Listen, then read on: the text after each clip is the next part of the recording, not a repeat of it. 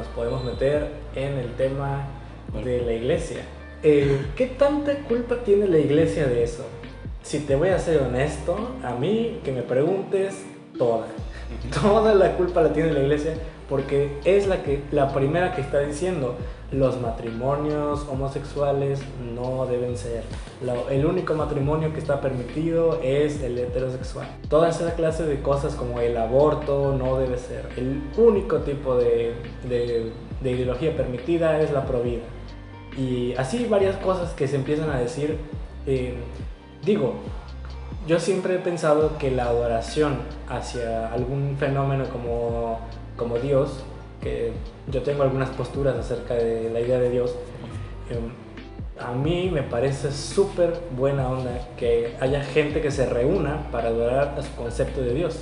El problema está en que también son líderes ideológicos y no solamente se reúnen a adorar a Dios, se reúnen a compartir ideologías de vida, incluso filosofías de vida que probablemente no son las mejores para la sociedad.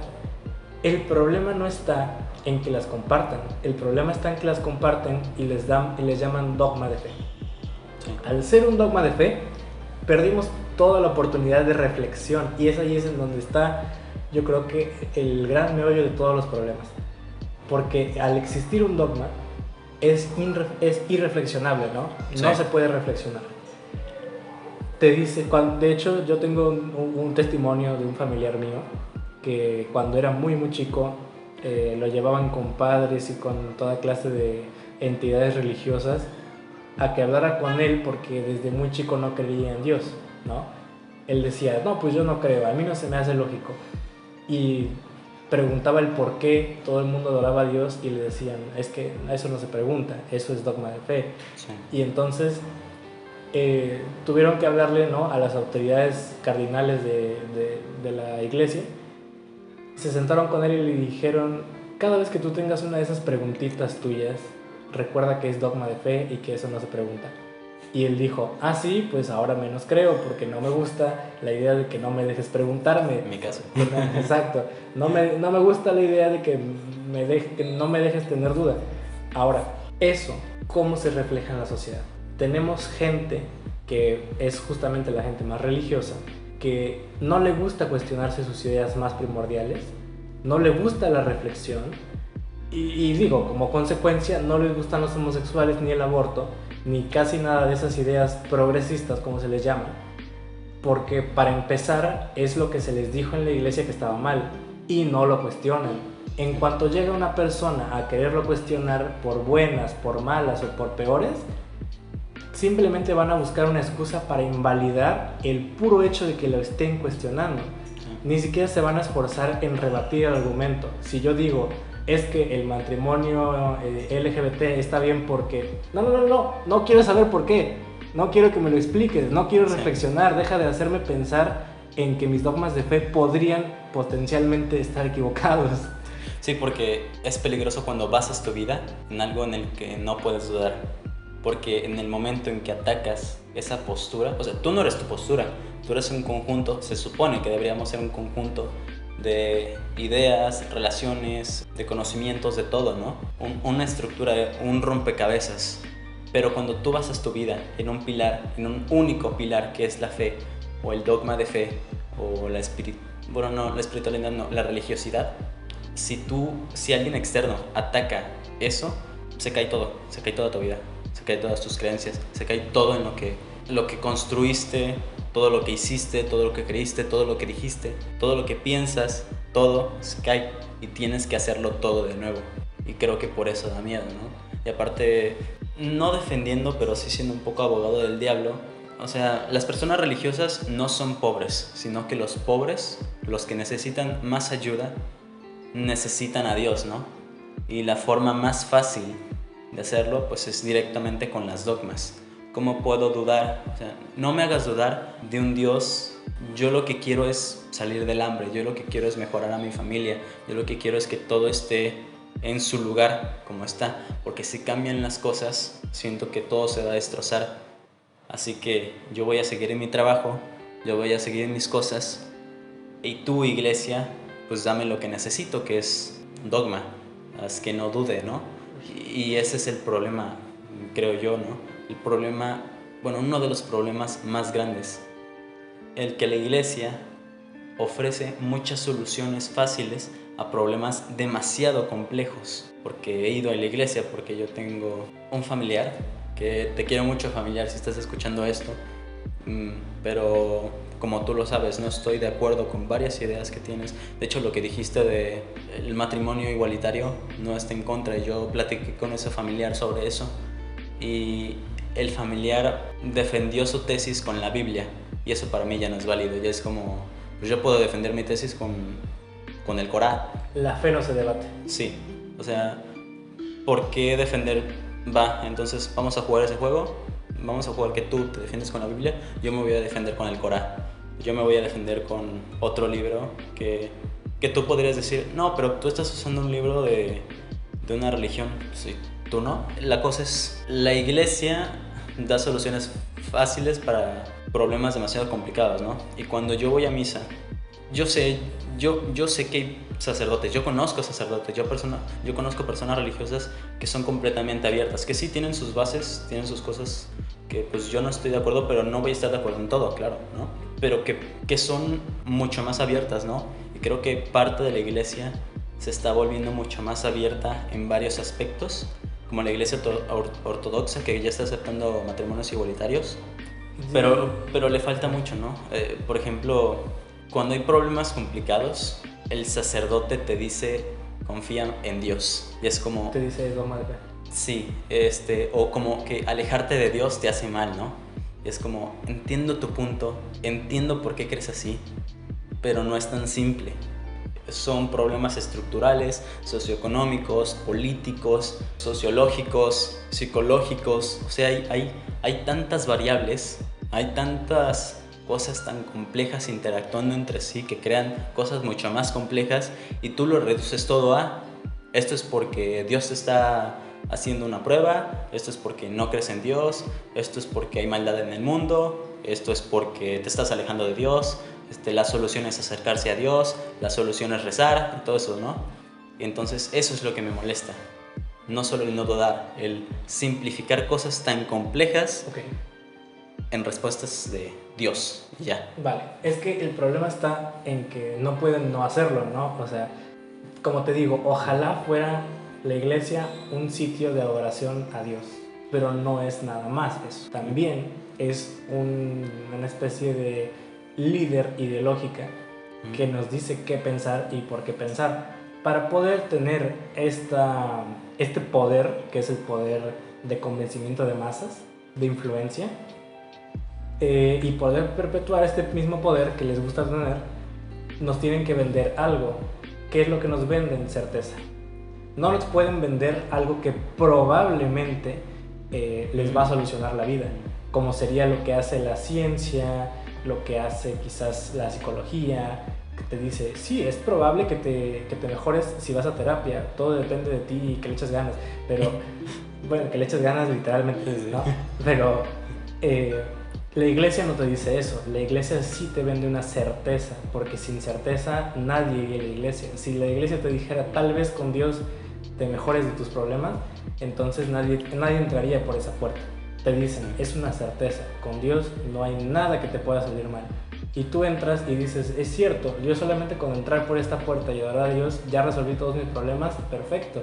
Ojalá alguien me lo hubiera dicho antes, ¿no? Y después sales a la calle, no se resuelven tus problemas y te dicen, los caminos de Dios son misteriosos. Y bueno, independientemente de que no le vamos a tirar tanto beef a la iglesia en este podcast, pero pues el problema, como yo digo, no es en contra de eso, sino que al tener que perpetuar este poder que tienen como líderes ideológicos, se tienen que valer de quizás un poquito de trampa, ¿no? O sea, sí hay que, es como, uy, híjole, sí, pero también tenemos un poquito de ganas de seguir siendo poderosos y también vamos a utilizar un poquito mañas para poderlo mantener. Y esas mañas que han utilizado es vendernos certeza y valerse de algo que tenemos todos los seres humanos, que es este miedo cósmico.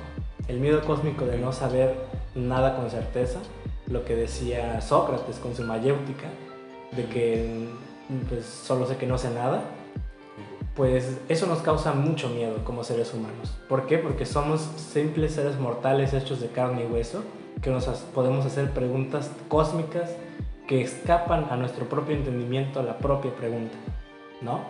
Entonces, algo tan simple como lo que es el cuerpo humano, siendo capaz de algo tan complejo como una pregunta cósmica, nos aterra. Sí. Somos muy pequeñitos para eso. Entonces necesitamos algo más grande que nos proteja y nos diga, ¿sabes qué? Olvídate de tus dudas, yo te tengo una respuesta que es la certeza acerca de todo lo que te causa inquietud. Y ya, se acabó.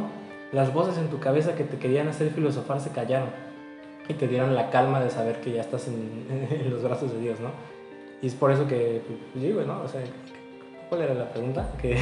¿Cuál era la ¿Por qué la familia? Comenzamos con la familia tradicional, de cómo el trabajo explota esto, y tú dijiste que un problema, bueno, si el problema en total era parte de la iglesia. Sí, bueno, básicamente, exacto, la familia tradicional parte muchísimo de la iglesia y la iglesia la mantiene como dogma, porque si no fuera un dogma, Álvaro, la neta, nunca habría gente entrando a la iglesia. Es decir, si se dieran el permiso de que dudes de sus palabras por un solo segundo, perderían su poder. Sí, ese es el problema de la religión, que es la institucionalización de la espiritualidad, porque la espiritualidad es mucho más simple. Es yo, persona, bueno, como yo lo concibo, ¿no? Yo, persona, creo o no creo en algo, y ese algo, pues, realmente no me importa si tú crees en lo mismo, no me importa si tú crees en algo diferente, no me importa si crees en lo mismo que yo, porque pues yo creo que hay algo más y tengo mi propia concepción de lo que es ese algo más, ¿no? Ni siquiera sé si llamarlo Dios, no sé si llamarlo yo mismo, no sé si llamarlo otro, ¿no? Y la iglesia, la religión es como, tenemos que tener cierta jerarquía, ¿no? El Papa, que es un movimiento político, no sé si sabías, el Papa realmente nació por una maltraducción, o sea, básicamente Roma quería tener más poder sobre la iglesia ortodoxa y la otra, los musulmanes creo que eran, y dijeron, pues necesitamos a alguien, necesitamos como que darle mucha más credibilidad a nuestra religión, el Papa, ¿no? Que es esta persona entre Dios y los humanos. Y fue una malinterpretación de cuando Jesús le dijo a Pedro, que nunca le dijo a Pedro, algo así de Pedro, edifica esta iglesia, algo así, edifica la iglesia en este lugar, algo así, que realmente Jesús nunca dijo algo de una iglesia, o sea, fue una malinterpretación. Lo he leído en 2 libros, uno es de Hans Kung, que es un católico, pero que critica a la iglesia católica, en su libro, no recuerdo cómo se llamaba, pero pues sí, en ese libro habla de eso, y el papado prácticamente fue un movimiento político para que la iglesia tenga más poder. Y en otro libro que estuve leyendo, ahorita lo he dejado un poco, que es de cultura general, que pues como es cultura general tiene que abordar la parte católica, la religión católica. Igual el libro decía de que el papado fue una malinterpretación de lo que le dijo Jesús a Pedro, porque el que realmente evangelizó todo y el que se para compartir la religión cristiana fue Pablo. Pablo fue el que fue a diferentes pueblos a evangelizar, ¿no? A tratar de evangelizar, que al final creo que Nerón lo mató, lo persiguió a todos los cristianos y lo mató a la verga, ¿no? Pero sí, pues, el papado, el papa, es un movimiento político, es pura y simplemente tener poder y ya, ¿no? Y no recuerdo por qué empecé con el papado, pero estábamos hablando de la iglesia queriendo perpetuar su poder. Sí, también siento que no sé cómo podría apoyar la iglesia, aparte de como tú dices, ¿no? Los dogmas. La iglesia como tal, o sea, si yo pienso en un concepto en el papel que es la iglesia, es el lugar donde vamos a adorar a Dios. Uh-huh. Para mí está perfecto. O sea, es increíble, un lugar donde todos tienen en común una ideología y van a reunirse a adorar esa ideología, pues hasta es bonito, la verdad. Hasta sí. No puedes negar que suena un poco lindo, que todos estamos de acuerdo con que tenemos un concepto filosófico o sí. Incluso no filosófico, pero sí es una creencia. Y nos reunimos a adorarlo y nos sentimos bien porque lo adoramos. Sí. Hasta cierto punto yo creo que nadie le podría encontrar lo malo a eso. El problema está en que cuando en una misa nos meten ideología y nos dicen eso mismo que decíamos del dogma, perdemos la capacidad de reflexión, y ya habíamos dicho en todo lo que llevamos de podcast la importancia de la capacidad de reflexión para poder salir de problemas como que nadie se está dando cuenta de lo que hacen los grandes millonarios y hacemos conjeturas muy extrañas y muy locas. La cultura del machismo que tiene a las mujeres tan estresadas en el trabajo más que a los hombres, y un montón de problemas culturales que vienen originados de cosas que siguen allí porque nadie se ha puesto a preguntarse si está bien o no está bien que sigan ahí. Es que, como dices, ¿no? La religión, en el momento en que institucionalizas la espiritualidad, la estandarizas, la tienes que estandarizar para llevarlo a todos, ¿no? Uh-huh. Para evangelizar a las personas y todo esto. Es una pregunta, no sé si moral. Para empezar, ¿por qué estandarizar algo, no? ¿Por qué conoces los evangelios apócrifos? Que son los evangelios apócrifos son escritos. La Biblia son el conjunto de varios libros, ¿no? De varios escritos. De varios cuentos, ¿no? Historias. Ajá. Que realmente los apóstoles, por ejemplo, no los escribieron ellos. No. O sea, Jesús fue como Sócrates. Muy, muy literal, fue como Sócrates. Murió igual que... Bueno, no igual... Igual me refiero a por sus ideales, como Sócrates. Tuvo sus discípulos, como Sócrates y todo esto, ¿no? Y los discípulos, esto me lo contó un sacerdote, que predicaron pero completamente oral. Y en ese tiempo era completamente oral. Todas las enseñanzas se transmitieron unas 2-3 generaciones completamente oral. Y hasta la tercera generación, más o menos, ya se empezó a escribir.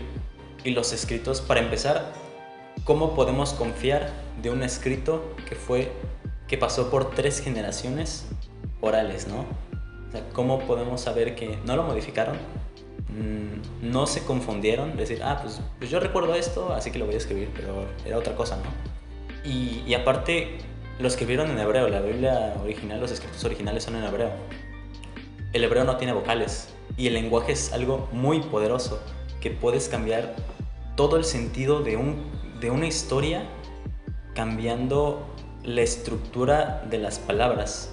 ¿Cómo podemos confiar? O sea, estoy segurísimo de que la Biblia hebrea, la original, es completamente diferente a la Biblia de español, que podamos acceder más fácilmente nosotros, ¿no? Bueno, los evangelios apócrifos son escritos que no fueron tomados en cuenta, no son canon, porque la iglesia dice, pues nada, como que no nos conviene. Y yo me puse a curiosear, está en la biblioteca de la UB, los que sean de la Universidad Veracruzana. Y en los primeros evangelios está como Jesús mataba personas porque era un niño, o sea, un niño que, pues, como cualquier niño, solo que con poder de omnipotencia, que puede matar y revivir a las personas que quiera, y mató como a 2 personas, como a 3 personas, revivió como a 2, y es como, a ver, ¿por qué no ponen esto? Y yo le pregunté al sacerdote, que él me dijo primero, ¿no? Eso de que Jesús de niño hizo varias travesuras, pues, cabronas, ¿no? Como un dios pequeñito. Y... Ay, Jesús, no hagas eso. No mates a personas, Jesús. Te he dicho 1000 veces que no mates a las personas que van pasando. Pero mamá, son judíos. No. Y él me dijo, bueno, el sacerdote me dijo, porque es irrelevante, ¿no? Y yo como es completamente, bueno, en mi mente, ahorita que se me ocurre, en ese momento no se me ocurrió, es completamente relevante porque Jesús nos lo proponen como este ser que no tiene pecado, que es el ser humano perfecto, básicamente, que es Dios, que literalmente vino al mundo, que no hizo ningún pecado y que es como el ejemplo perfecto de que el ser humano puede llegar a ser como Dios, ¿no?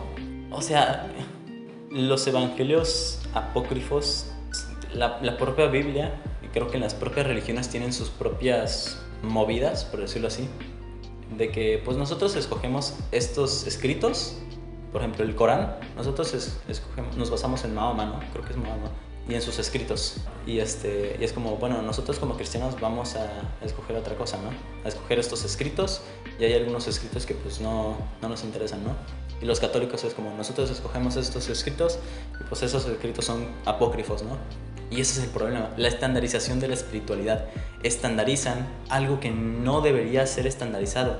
Lo decía en el podcast pasado, ¿no? Cómo es que este familiar decía que la iglesia se está rupturando, no sé cuál es la palabra, se está fragmentando, perdón, porque pues hay discusiones y todo eso, ¿no? Y yo dije, pues es que la iglesia siempre está fragmentada, siempre va a estar, ha estado y seguirá estando fragmentada, porque tu concepción de Dios no es la misma que la que yo tengo. Incluso, aunque los dos coincidamos con que Dios es justo, bondadoso, piadoso y amoroso, ¿quién dice que tu concepción de justicia es la misma que la mía? Sí, ¿no? exactamente. Y es como, o sea, la iglesia es como algo tan poderoso, que ya nos desviamos completamente del trabajo de la iglesia, pero sí, ya no importa. La iglesia es tan poderoso que creo que entiendo que la finalidad sea como que compartir. Bueno, creo que la finalidad incluso ya se desvió completamente porque, digamos, la finalidad es evangelizar la palabra de Dios a todos, ¿no? Pero ¿qué pasa si yo tengo una religión diferente a la tuya? O sea, ¿mi religión es menos que la tuya?